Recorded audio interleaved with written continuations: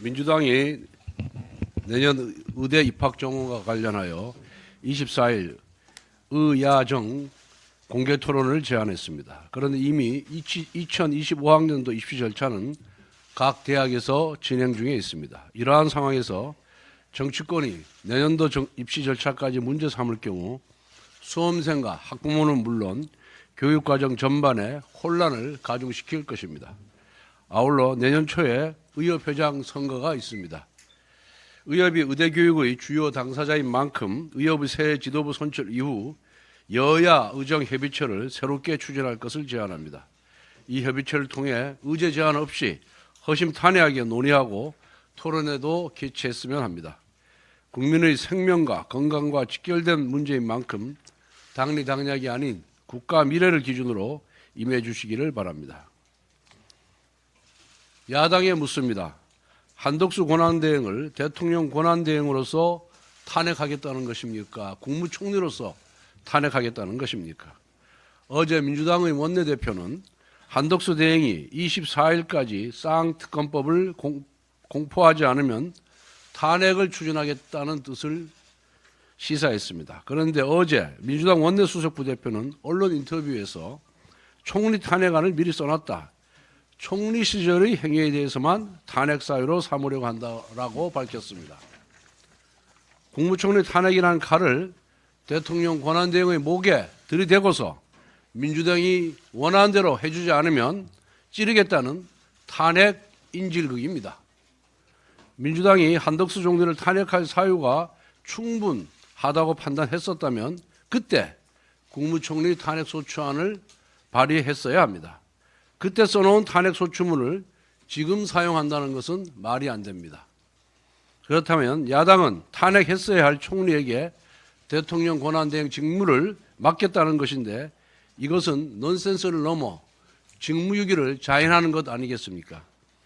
한덕수 대행의 탄핵 소추가 진행된다면 이는 명백히 대통령 권한대행에 대한 탄핵입니다.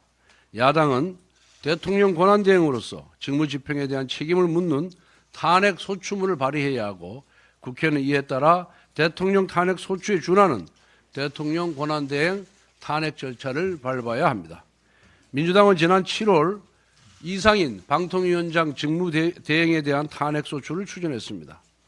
당시 이상인 직무대행의 지위가 방통위 부위원장으로 해석됐다면 탄핵 대상이 될 수가 없습니다. 당시 국회는 이상인 직무대행을 방통위원장과 동일한 지위로 보아서 탄핵안을 본회의에 상정하였고 이상인 대행은 본회의 표결 당일 자진 사퇴했습니다.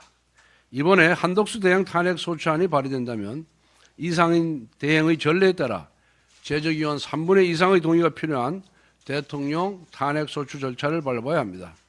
국회가 한덕수 대행을 국무총리로서 탄핵한다면 이는 이상인 직무대행 탄핵 소추안 상정과 정면으로 모순되는 것입니다.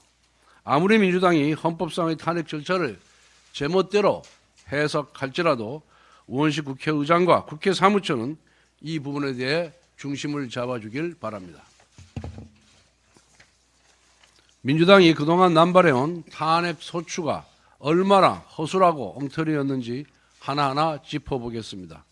민주당은 이준숙 방통위원장에 대한 취임 전부터 임명 시 탄핵 강행을 예고했습니다. 이준숙 위원장 취임 당일 탄핵을 선언했고 그 다음 날에 탄핵을 발의했고 그리고 그 다음 날에 탄핵 소추안이 의결되었습니다. 겨우 3일 만에 모든 절차가 끝난 졸속 탄핵입니다. 최재해 감사원장 탄핵은 지난 17일 헌법재판소가 국회 측에 소추 사유가 불분명하다고 지적했습니다. 형법상 직권남용이라고 주장하는데 구체적으로 무엇이 직권남용인지 불분명하다고 한 것입니다. 이창수 중앙지검장 탄핵 심판은 지난 18일 1차 변론준비기일을 열었는데 고작 3분 만에 종료되었습니다. 탄핵을 소추한 국회가 참석하지도 않았고 대리인도 선임하지 않았습니다. 이는 탄핵 사유가 없기 때문에 헌재에 나와서 할 말이 없어서 불참한 것으로 보입니다. 그의 검사 탄핵도 대부분 거짓으로 드러난 루머성 가짜 뉴스나 사유가 불분명한 공무원 중립의무 위반 또 직무유기 혐의를 기반으로 이루어졌습니다. 손준성 검사는 고발 사주 의혹에 대해 2심 법원에서 무죄 판결을 받았고 김영철 검사는 장시호 위중교사 의혹에 대해 공수처에서 이미 무혐의를 받았습니다.